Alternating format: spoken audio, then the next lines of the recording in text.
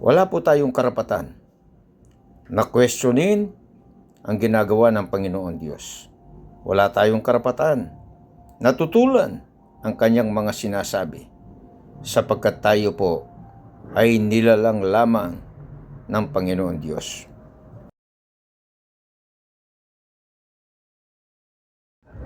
Ang palayok ba ay makakatutol sa gumawa sa kanya? May tatanong ba ng putik sa magpapalayok kung ano ang ginagawa nito? Masasabi ba ng palayok na hindi sanay ang gumawa sa kanya? Bilang nilalang po ng Panginoon Diyos, wala tayong karapatan.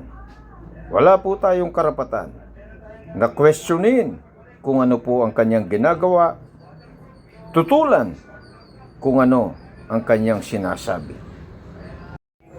Alamin ninyong ako ang Diyos. Oo, ako lamang. Maliban sa akin ay wala nang iba pa. Ako'y pumapatay at nagbibigay buhay. Ako'y sumusugat at nagpapagaling din naman. Wala nang makakapigil anuman ang aking gawin. Wala po tayong karapatan na tutulan ang sinabi ng Panginoon Diyos na siya lamang ang Diyos.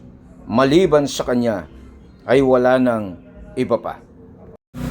Hindi ba iisa ang ating Ama? Hindi ba iisang Diyos ang lumalang sa atin? Hindi po natin pwedeng questionin yan o tutulan man lamang yan. Ang sinabi ng Panginoon Diyos na yan sa pamagitan ni Propeta Malakias na iisang Ama.